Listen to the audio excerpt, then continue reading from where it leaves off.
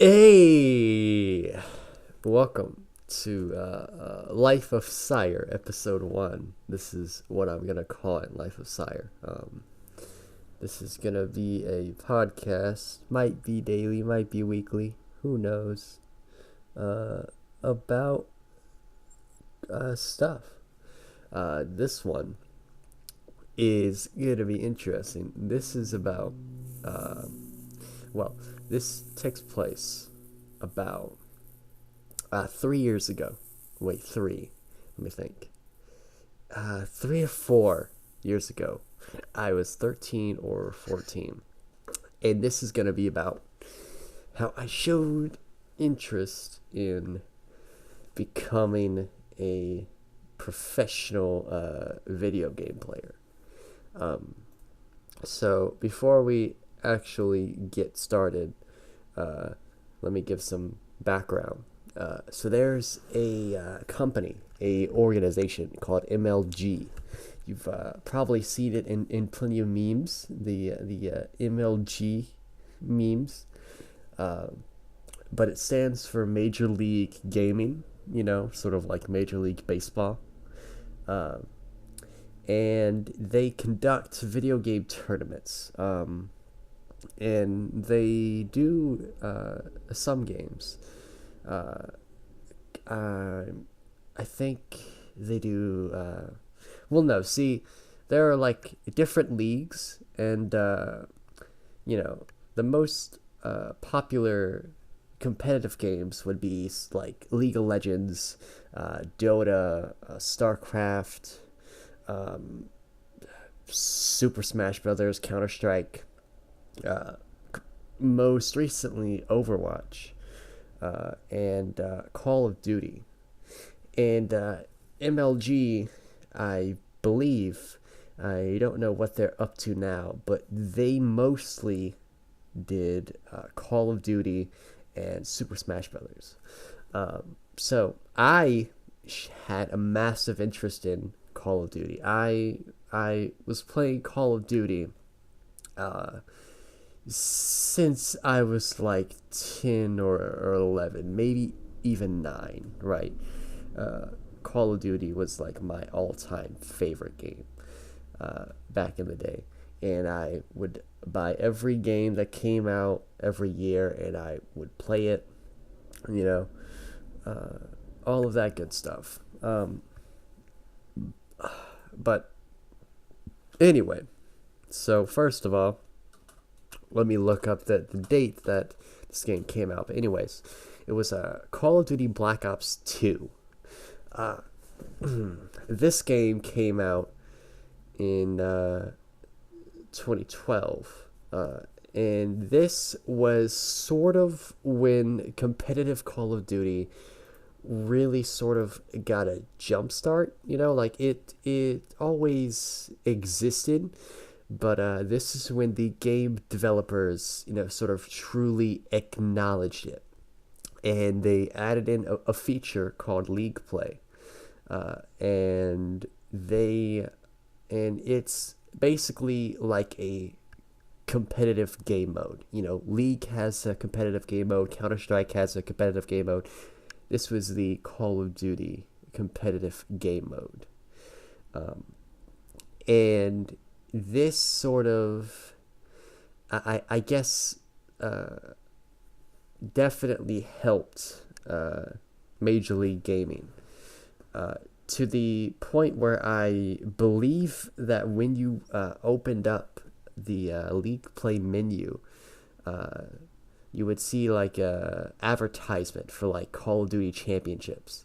And this was the very first year that they held the Call of Duty World Championships, actually. At least I believe so. Uh, so that is interesting. But yeah, League Play definitely helped MLG out because the rule set of League Play was the Major League Gaming rule set. Like whenever you played in a MLG tournament, that is the rule set that you were playing by when you went into league play. So it definitely kind of, made people aware of MLG, and it kind of encouraged people to take the game very seriously. And towards the end of the life cycle of Black Ops 2, like, every Call of Duty has like a 1 year life cycle. And then after that, the new one comes out, and everyone just sort of moves on to the new one. And the game to come out after this would be Call of Duty Ghosts. So I was playing Black Ops 2 with a friend of mine named Blake, and my friend Blake was kind of, put on to competitive Call of Duty. And basically, this is when he showed me it, and he showed me a YouTube channel of a guy named Nadeshot. Now, Nadeshot was a player for a team called Optic Gaming. And Optic Gaming, it was and probably still is the most popular competitive Call of Duty team. They were huge. Like, we're talking like Nadeshot was the LeBron James of competitive Call of Duty. Like, everyone knew who he was. Now, I don't think Nadeshot ever really proved himself to be like a very, very, very talented player. I think that his teammates definitely sort of outclassed him, but he had personality, and he would upload videos on YouTube. He would stream on Twitch, and me and my friend Blake started watching Nadeshot, and then Call of Duty Ghosts came out, and this is when we started really getting into competitive Call of Duty. We made MLG accounts, which gave us access to Game Battles. And Game Battles is a website hosted by Major League Gaming, where you can sign up to play competitive matches against other people. So we were doing that, and we met some more people. We had met a other friend of ours named Jackson, and we also met a guy named Troy. So the dream team of sorts was me, Blake, Jackson, and Troy. Now, we were a fairly good team, but we were all kind of amateur. And just to give a basic rundown is, Call of Duty is a shooter game. So there are a couple of roles. There is your Slayer, who is mostly trying to clean up kills. I said kills, but I meant kills. So there is your Slayer, who is, trying to pick off the other players and get kills. And then you have your OPJ, which means objective player. And that was me for the most part. I was capturing the flags, capturing the objectives, planting the bombs, doing all of that work. And then you have your support, sort of hybrid, where they are just kind of there. And the sort of dream lineup to have would be one OPJ, one Slayer, and two, hybrids, people who can, switch when needed, and they're just, backup. So it was 4-on-4 matches, and we were doing game battles. And honestly, I think we were actually pretty good. We were actually kind of decent, really. we won some, we lost some, and we really showed an interest in like actually becoming like professional Call of Duty players. Like we had told our parents and all of that stuff. Uh, and it's like, when it comes to competitive gaming, there are some that are currently living comfortably because they have won, tournaments. Like they have pretty large prize pools at times. Like which one was it? I think it was the Call of Duty Ghost World Championship. It was Black Ops 2 maybe. I'm not all that sure. But it had a $1 million prize pool. Now, that doesn't mean that the winner got $1 million, but it's like, they had $1 million to spread out amongst, first place, second place, third place, fourth place, fifth place, and even then you have to, divide it amongst players, management, the company that's kind of sponsored you, all of that. But anyways, so they were making pretty, decent, money. And that is what we wanted. We wanted to make a living off of playing video games because honestly, who wouldn't? That's like every teenager's dream job, really. So then after Ghost came Advanced Warfare. And, the one thing that I'm kind of not going really in the detail with is that we have switched rosters a lot by now. So, we still have the four. We have me, who is the objective player. We have Blake, who is a support. We have Jackson, who is a slayer. And we have Troy, who is also a support player. So it's the four of us. That's our roster. But,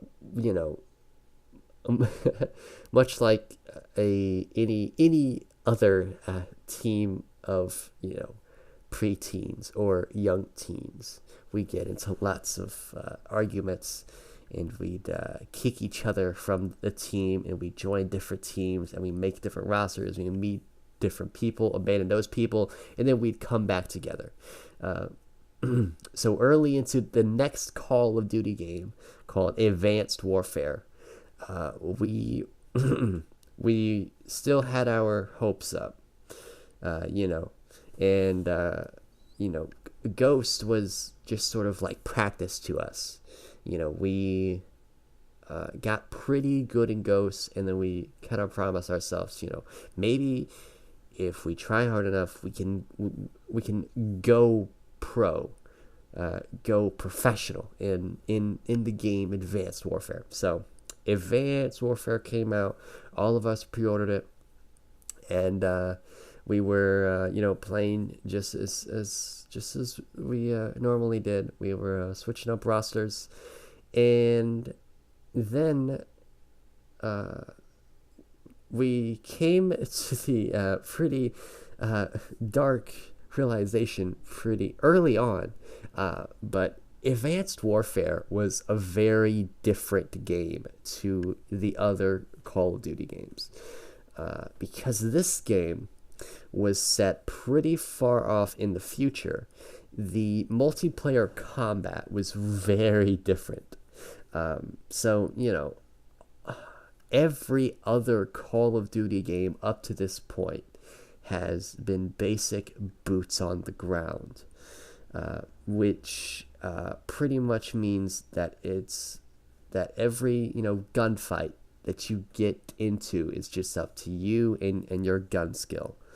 But with Call of Duty Advanced Warfare, they added jetpacks to all of your characters, so you could boost around.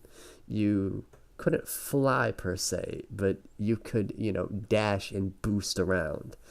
Um, and this threw off a lot of people, including us.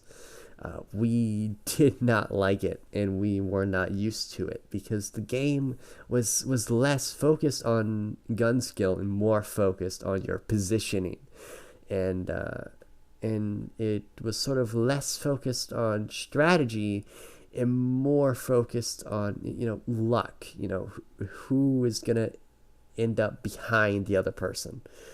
Um, like back in Ghost, we whenever we would play on a certain map, we would have these epic and grand strategies. You go left, I'll go right, and we'll throw a smoke grenade to hide our presence, blah blah blah.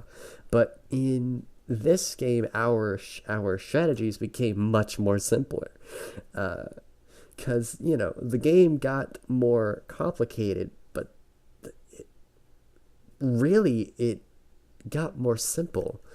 um, you know Suddenly it became less about gun skill and more about luck. um, and a lot of us did not like it. Troy did not like this at all, actually. Troy stopped playing the game uh, in the the middle of this game's lifespan. Um, I believe I was 13 or 14 around. No, no, no, no. Troy was younger than me. So I think I was 14 and he was 13. Um, and Troy did not like the game and he stopped. And then we get into, me, Blake, and Jackson.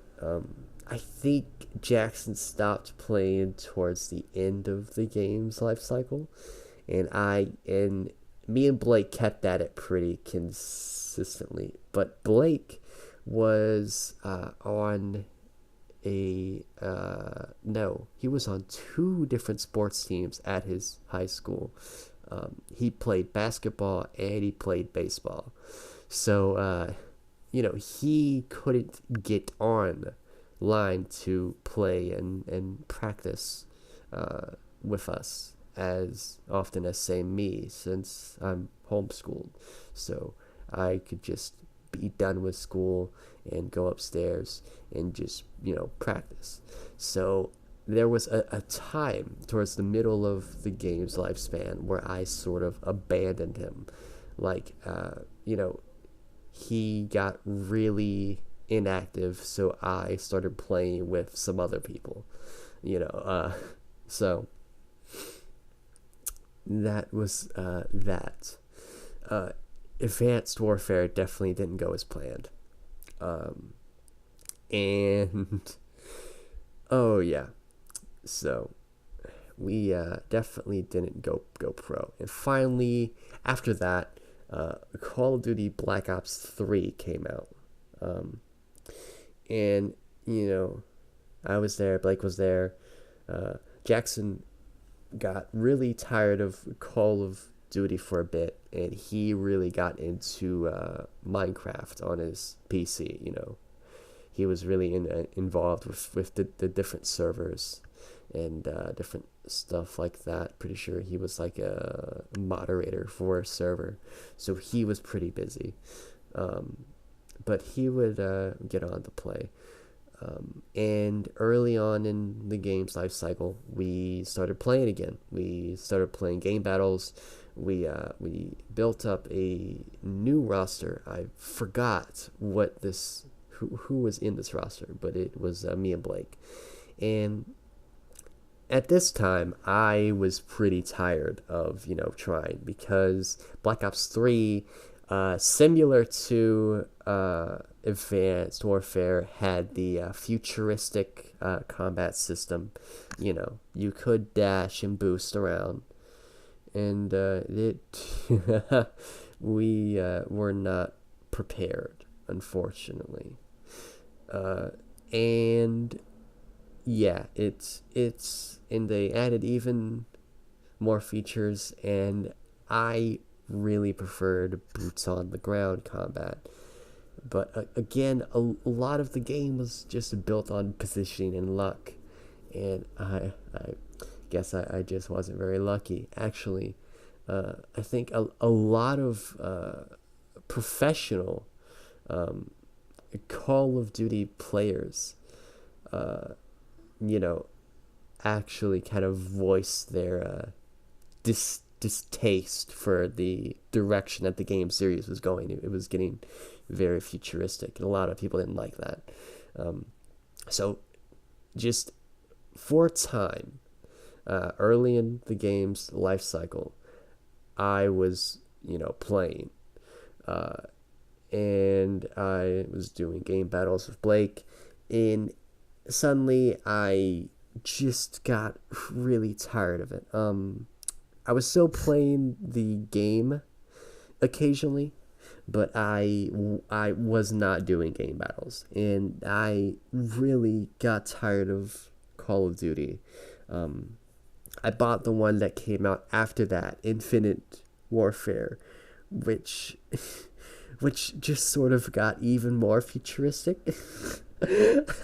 So I didn't even uh, attempt to, do game battles. I think Blake did, but I just wasn't feeling it. I was getting very tired of Call of Duty. Um, but yeah, um, just just to kind of go back a bit, because looking back, there are some stories that I forgot to tell. Um, in the middle of no, it was in the very beginning of Call of Duty Ghost's life cycle. Actually, might have been the middle. Um, there was a tournament hosted in Orlando, Florida, and it was a invitational only. So I couldn't attend. I couldn't. No. Sorry. I could attend, but I couldn't participate. Um, and basically, for those who are unaware, competitive video games event, competitive video game events can be spectated like live and like in person, much like an actual sports competition. They have like this big Titantron screen, and you can and they have like booths for blah, blah. They have booths for the teams to get in, these soundproof booths, and you actually get to see them play live. And I begged my parents because I really wanted to go and see this tournament. Um, I figured that it would inspire me and that I would learn things from the players, maybe get to even meet and talk with some of my favorite players, um, which I did get to do actually. There were some pictures of me with some of the professional players that I was aware of. Um, and it was a really great experience, actually. Like, one of the favorite moments of my life was going to spectate a Call of Duty tournament. It was really great. There was a really decent amount of people there, actually. It was a 3-day long tournament. You had your day one, where it was really packed, like, 'cause everyone was there. I would guess that some of the players' family was there, and that made up like a nice chunk of the audience. And then after day one, the audience shrunk, but just a little bit, because some of the teams got kicked out. Um, and then it was day two, and I hope that you remember early on in this uh, cast where I said that a team called Optic Gaming was very popular. Um, and Optic was at this tournament, right? Nadeshot was here. The person who literally got me to want to, actually play Call of Duty professionally. Uh, so Optic got kicked out of the tournament day 2. They lost, right? And then you had day 3, which was only like 3 matches, pretty sure. It was like, the matches leading up to the final championship round, and in that. Actually, I do remember the context of this tournament now. It was at a Full Sail University, which is a college, and it was the world champ. It was the U.S. World Championships qualifiers. So it was a bunch of U.S. teams all competing, and the top 5 or like top 10 or whatever got to go to the World Championships. So I got to watch the U.S. Championship qualifiers, and that was pretty cool, actually. But anyway, so Optic got kicked out at day 2, and then day 3 the audience was like dead, partially because I would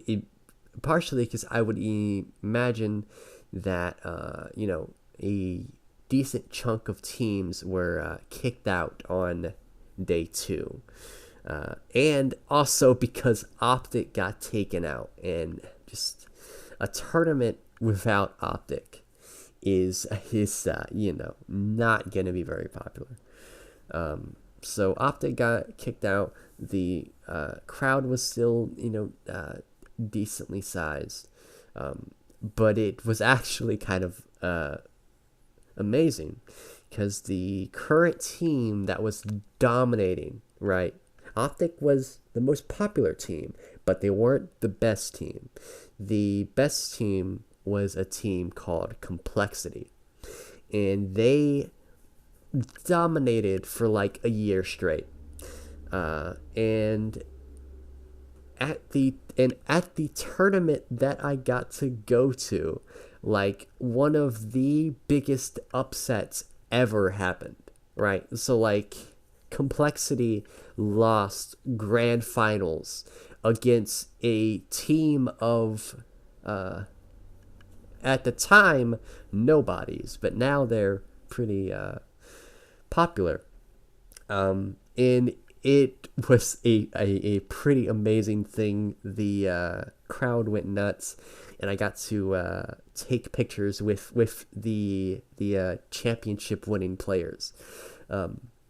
But I, however, did not get to meet and get a picture with Nadeshot, because I did get to meet one of the Optic players, but I didn't get to meet Nadeshot because I'm pretty sure Nadeshot stayed like backstage for almost the entire tournament, which is,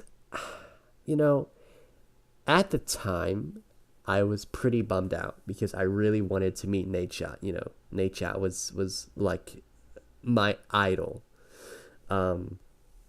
But now it sort of makes sense, because they did treat the professional players like they were rock stars, and he would have probably gotten swarmed. So he was the most popular, so I don't blame him.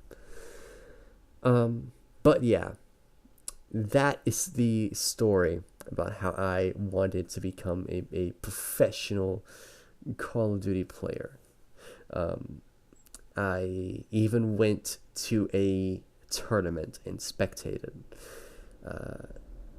and that was pretty amazing. Fortunately, it didn't work out, so I'm not a professional Call of Duty player, but I was damn good at it.